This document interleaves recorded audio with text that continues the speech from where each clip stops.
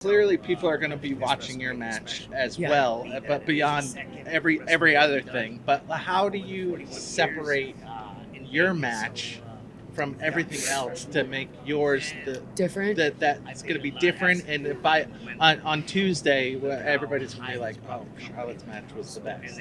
So I always want to have the best match. Right. I always go out there and go follow that.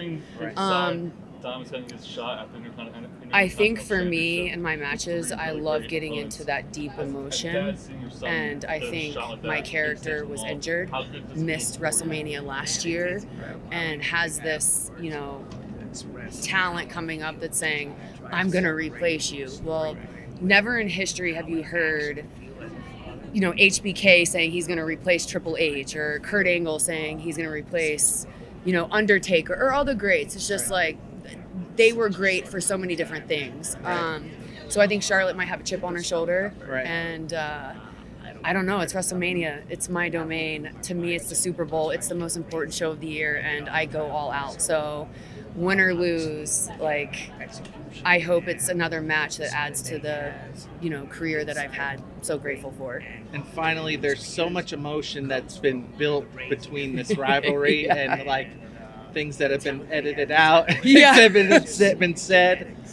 What Yeah. are you going to bring to that? Because you have. I'm hurt. Yeah. I'm hurt. Yeah. I didn't love what happened, but it happened, and I think it made the anticipation for the match more. Wrestling happens to be an insensitive business, but when people blur the lines, it makes it more real. So it is what it is. We moved past it, but I think that people are more invested now, and if that's what it took, then I'm game. Cool. Yeah, You're okay. I'm good. I love it. Yeah, Thank I'm you good. for your time. Thank you. Appreciate it. I appreciate it. Thank you, Russ. Thank you. Hi. Good. How are you? WrestleZone. Hi. So I wanted to ask, there's a lot of things that come up when you think about your career. Good Yeah. accolades. You kind of alluded to something just now, but what do you want people to talk about more? Not just after this weekend, but in general. Something that comes. Maybe it's overall? a match, maybe it's a moment, because people talk about the title record and different opponents. Yeah. What's something that you just think deserves a little bit more attention? I think just the pressure of always being in the title picture. For me, when I think of the character, everyone's like, oh, she's always in the title picture. She's always in the title picture. But that means she lost 13 times and came back 14 times. And the pressure that it takes to have that intensity to whether I think when people face Charlotte, it's always a big match feel. And I really want people to focus that takes so much consistency and dedication and just the passion I have for the business overall. And I've never wavered. Instead of a negative, it's really more of it's see the consistency and the consistency and the determination to always want to be on top, whether people like that or not. But you want to see your fave beat me. So, but also too just the opportunities I've had from the first pay-per-view, the first main event on WrestleMania that was a one night, the resume that I've had with so many different women, so many good All right, there's a lot to pick from. Just, I hope. I figured I'd ask. And my last question is, I heard you talking earlier today about you filmed the horror. Oh, movie I know role. what I thought about. Okay, go ahead. I didn't get into wrestling from my dad. It was from my little brother. And I think people kind of forget that. I wouldn't be here if it wasn't for him. And I feel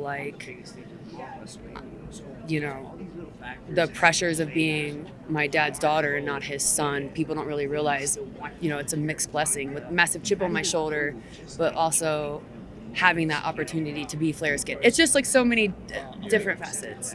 So I heard you talking earlier today about the horror movie role. Yes, Miss Perfect. Obviously, you enjoy playing a villain. I did. One on TV, but how do you feel about being looked at as a babyface, as a role model? Yes.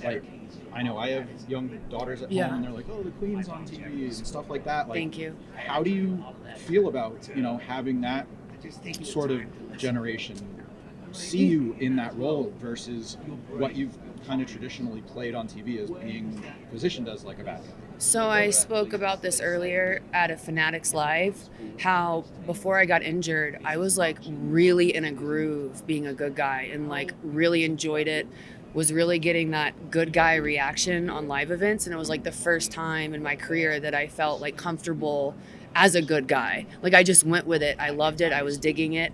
And then I got hurt. And then when I came back and how I came back, and obviously winning the Rumble twice isn't like, and I mean this not like in a bad way, but like you don't want the Yankees to always win. You know what I mean? So that is harder to gain that like that sympathy, that good guy feel. But I do hope later down the road that I can transition back into that, because I really do, you know, enjoy seeing the kids. And that's what it's all about, right? It's the fan interaction. And, you know, if it wasn't for you guys, we'd be out of business. So yeah.